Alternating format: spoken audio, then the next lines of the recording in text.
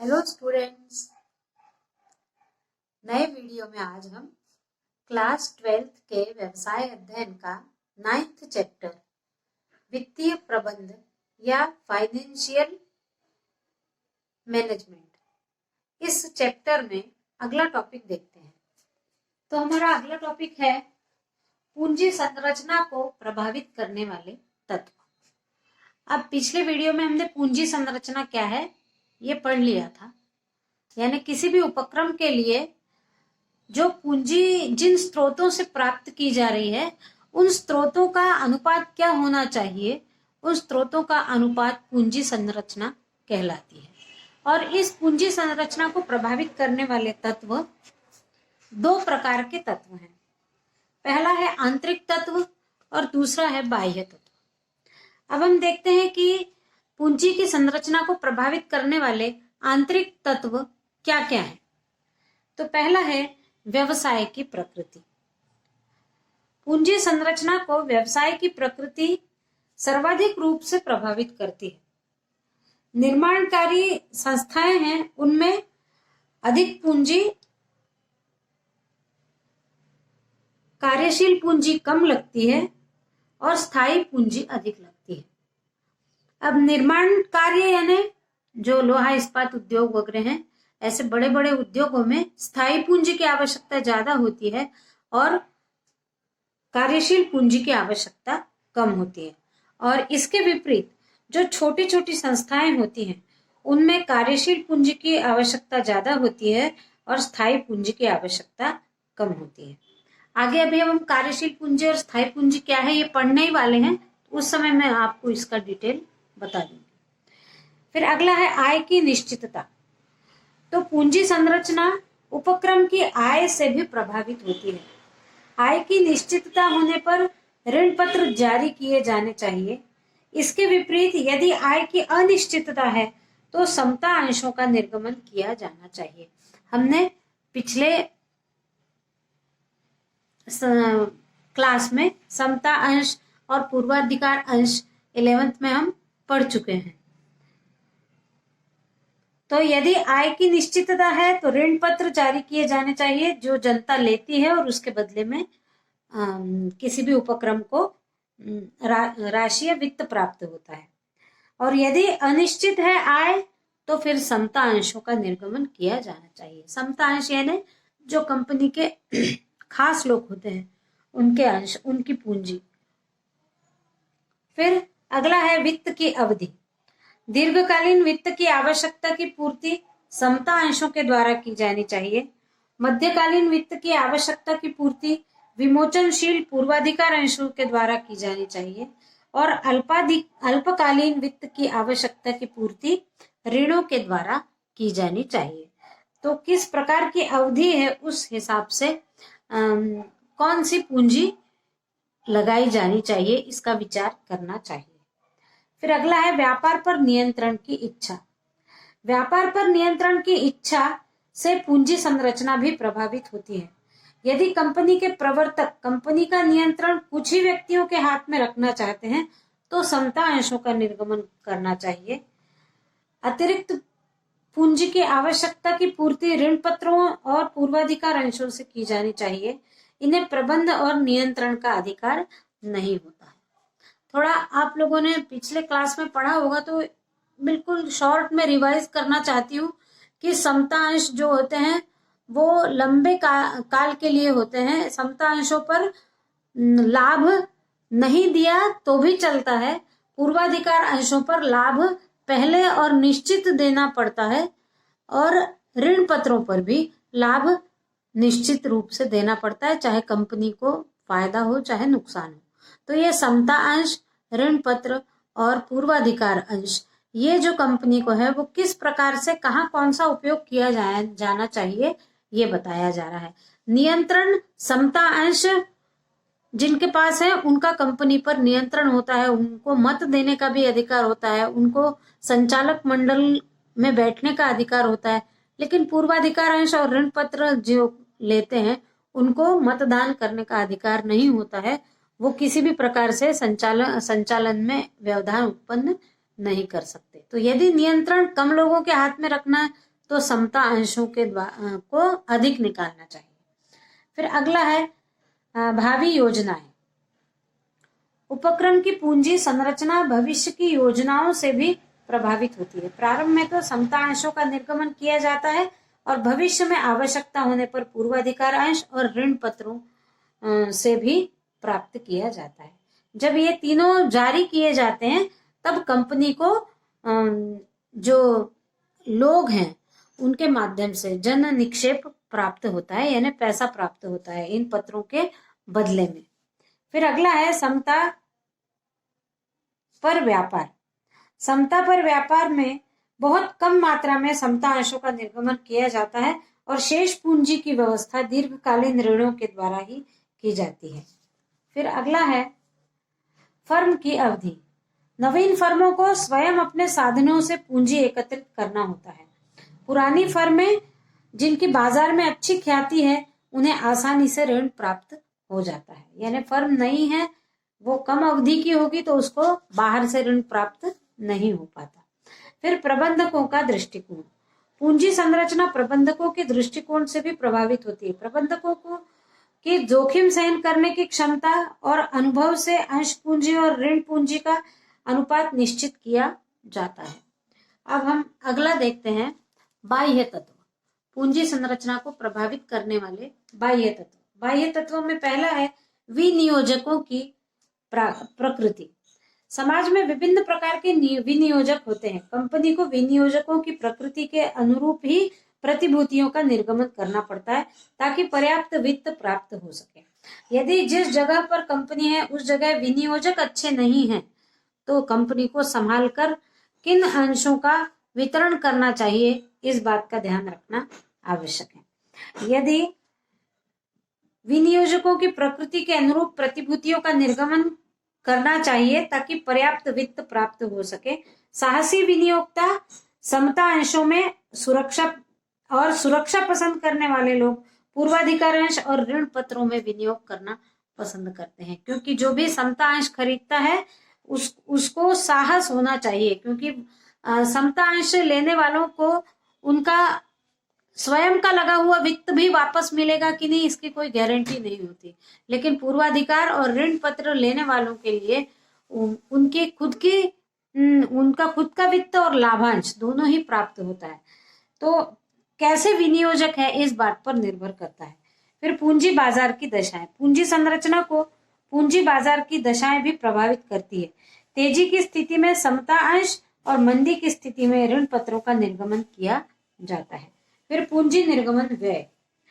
पूंजी संरचना पर पूंजी निर्गमन व्ययों का भी प्रभाव पड़ता है। यदि पूंजी निर्गमन व्यय यानी ये जो समता अंश है या इन अंशों को देने का यदि व्यय ज्यादा हो तो क्या होगी, कंपनी की लागत बढ़ जाएगी और लागत बढ़ जाएगी तो वो लाभ कम दे पाएगा। फिर मौसमी आवश्यकता। मौसमी उद्योगों में समय विशेष पर अधिक वित्त की आवश्यकता होती है। शेष समय पूंजी निरुपयोगी रहती है। अतः मौसमी उद्योगों में ऋण की व्यवस्था अल्पकालीन ऋणों से की जानी चाहिए। फिर अगला है कानूनी प्रावधान। पूंजी संरचना कानूनी प्रावधानों से प्रभावित होती है। देश में प्रचलित नियमों के अनुरूप ही पूंजी संरचना का निर्धारण किया जाना चाहिए। फिर कर प्रावधान। देश का विद्यमान कर प्रावधान भी पूंजी की संरचना को प्रभावित करता है। वर्तमान में कर प्रावधान में ऋण पत्रों के ब्याज की कटौती प्राप्त हो जाती है, इसलिए ऋण पत्रों का निर्गमन ज्यादा लाभदायक होता है। फिर अगला है वित्तीय संस्थाओं की नीति। ऋण देने वाली वित्तीय संस्थाओं की नीति भी पूंजी संरचना को प्रभावित करती है। इन संस्थाओं की नीतियों के अनुरूप ही पूंजी संरचना करनी चाहिए। अन्य कंपनियों की पूंजी संरचना। पूंजी संरचना को निर्धारित करते समय ये देखा जाना आवश्यक है, इनका इस बात का अध्ययन करना आवश्यक है कि अन्य कंपनियों के ऋण क्षमता अनुपात कैसा है, किस प्रकार का रखने से किस कंपनी को कितना फायदा हो रहा है, इस बात को ध्यान में रखकर अपनी कंपनी का पूंजी संरचना करनी चाहिए। अगला हमारा टॉपिक है पूंजी के प्रकार। पूंजी के मुख्य रूप से दो प्रकार है, स्थायी पूंजी और कार्यशील पूंजी।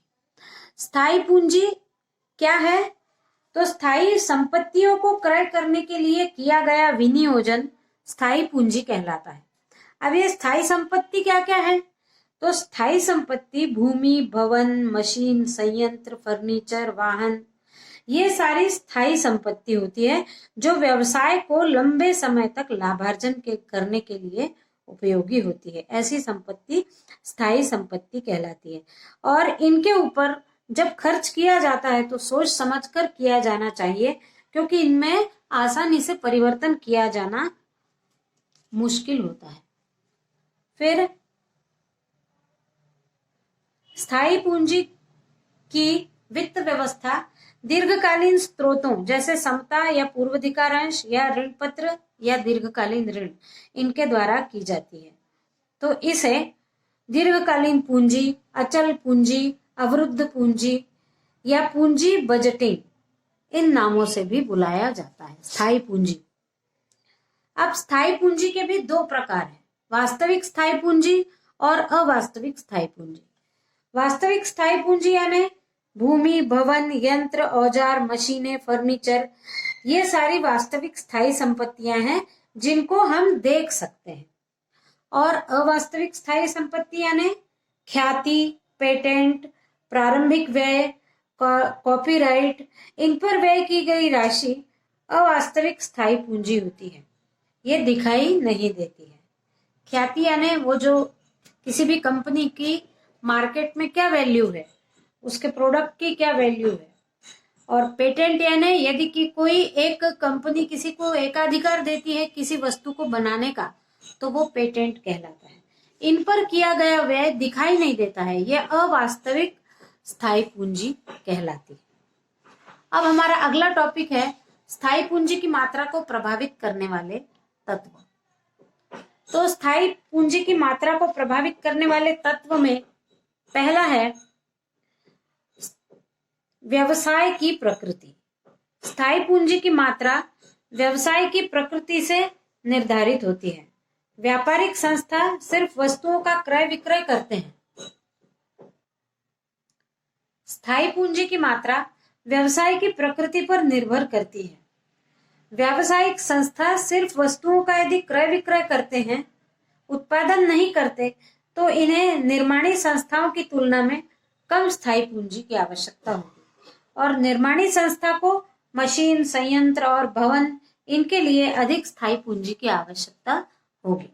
फिर अगला है व्यवसाय का आकार। बड़े आकार की व्यावसायिक इकाइयों में स्थायी पूंजी उनके आकार के अनुरूप ही ज्यादा लगती है। इसके विपरीत छोटे आकार की व्यावसायिक इकाइयों में स्थायी पूंजी कम लगती है। अगला है तकनीकी नवीनता। ऐसा उपक्रम जिसकी मशीनों की तकनीक में जल्दी जल्दी परिवर्तन होते हैं, जैसे कंप्यूटर है या कंप्यूटर पर आधारित उद्योग है, उनके लिए स्थायी पूंजी ज्यादा आवश्यक होती है। अगला है तकनीक का विकल्प। पूंजी प्रधान संगठनों में ज्यादा स्थायी पूंजी और श्रम प्रधान संगठनों में कम स्थायी पूंजी की आवश्यकता होती है। फिर अगला है विकास की संभावना। विकासशील उपक्रमों में स्थायी पूंजी की अधिक आवश्यकता होती है और इसके विपरीत स्थिर प्रकृति के उद्योगों में स्थायी पूंजी की आवश्यकता कम होती है। फिर अगला है विविधीकरण। ऐसे उद्यम जो अपने उत्पाद के साथ ही साथ अन्य उत्पाद भी उत्पादन करना चाहते हैं, वहां स्थायी पूंजी की आवश्यकता अधिक होती है। फिर आपसी सहयोग। यदि दो या दो से ज्यादा व्यावसायिक उपक्रम आपस में सहयोग कर संपत्तियों का उपयोग करते हैं, तो उन्हें स्थायी पूंजी की आवश्यकता अधिक होती है। फिर जटिल उत्पादन प्रक्रिया। यदि उत्पादन की प्रक्रिया जटिल है तो अधिक स्थायी पूंजी की आवश्यकता होती है, और यदि उत्पादन प्रक्रिया सरल है तो कम पूंजी की आवश्यकता होती है। फिर स्थायी संपत्तियां प्राप्त करने का ढंग। यदि स्थायी संपत्तियों को क्रय किया गया है तो ज्यादा स्थायी पूंजी की आवश्यकता होगी, और यदि उन्हें किराए से लिया गया है तो कम स्थायी पूंजी की आवश्यकता होगी। फिर वितरण नीति। यदि उत्पादक से सीधे उपभोक्ता को विक्रय किया जा रहा है तो स्थायी पूंजी भी ज्यादा लगेगी। इसके विपरीत यदि थोक व्यापारी एवं फुटकर व्यापारी के द्वारा विक्रय की स्थिति में स्थायी पूंजी कम लगेगी। फिर अगला है संपत्तियों का अधिमूल्यन। प्रवर्तकों द्वारा संपत्तियों का अधिमूल्यन करने की स्थिति में स्थायी पूंजी की ज्यादा आवश्यकता होगी। अब हमारा अगला टॉपिक है स्थायी पूंजी के स्रोत। हमें स्थायी पूंजी कहाँ कहाँ से प्राप्त हो सकती है? तो सबसे पहला है अंश पत्रों यानी समता अंश और पूर्वाधिकार अंश के निर्गमन से। फिर ऋण पत्रों का निर्गमन। फिर है विशिष्ट वित्तीय संस्थाओं से लिया गया ऋण। अगला है लाभों का पुनर्विनियोजन। लाभों का पुनर्विनियोजन यानी जब कंपनी में पैसा लगा, कुछ सामान बिका और उसके बाद में उनसे जो लाभ प्राप्त हुआ, वो लाभ सबको अंशधारियों को देने के बाद जो लाभ शेष बच जाता है उस लाभ को फिर से उसी उपक्रम में लगाना लाभों का पुनर्विनियोजन कहलाता है। फिर बैंकों से सावधिक ऋण, अनिश्चित अवधि के लिए बैंकों से लिया जाने वाला ऋण। फिर जन निक्षेप यानी लोगों के द्वारा जो पैसा इन्वेस्ट किया जाता है उपक्रम में वो। फिर व्यवसाय के स्वामी के निजी साधन यानी जिन्होंने व्यवसाय प्रारंभ किया उनके पास भी कुछ वित्तीय साधन होंगे, उन वित्तीय साधनों से। और प्रतिभूति ऋण यानी प्रतिभूतियों पर लिया गया ऋण। ये हमने अभी देखे स्थायी पूंजी के स्रोत। अब हम देखते हैं स्थायी पूंजी का महत्व, लाभ या आवश्यकता। तो स्थायी पूंजी पहला महत्व है स्थायी पूंजी का निवेश परिसंपत्तियों में किया जाता है जिनसे भविष्य में लाभ प्राप्त होता है। एक बार किसी भी उपक्रम में स्थायी पूंजी के माध्यम से जो भी संपत्ति खरीद ली जाती है, भूमि, भवन, वाहन, फर्नीचर, वो कई दिनों तक लाभ देता रहता है, भविष्य में भी वो लाभदायक होता है। अगला है स्थायी पूंजी के निवेश से व्यवसाय की भावी अर्जन क्षमता में वृद्धि होती है, आगे उससे इनकम बढ़ जाती है। फिर व्यवसाय की प्रतियोगी क्षमता का निर्माण स्थायी पूंजी में निवेश करने से होता है। प्रतियोगी क्षमता, दूसरे व्यवसायों से प्रतियोगिता करने की क्षमता बढ़ जाती है। फिर स्थायी पूंजी निवेश से व्यवसाय का विस्तार होता है, व्यवसाय धीरे धीरे बढ़ता जाता है। फिर स्थायी पूंजी से उत्पादन की नवीन तकनीक लागू की जाती है। जैसे जैसे स्थायी पूंजी बढ़ती जाती है, उत्पादन की नई नई तकनीकों का भी उपयोग किया जाता है। फिर स्थायी पूंजी से के अभाव में व्यवसाय की स्थापना ही नहीं की जा सकती है। स्थायी पूंजी ना हो तो व्यवसाय भी प्रारंभ करना कठिन होता है। फिर स्थायी पूंजी से व्यवसाय की ख्याति में वृद्धि होती है, गुडविल बढ़ जाता है। फिर व्यवसाय के विकेंद्रीकरण में स्थायी पूंजी सहायक होती है। इसी के साथ इस वीडियो में बस इतना ही। Thank you.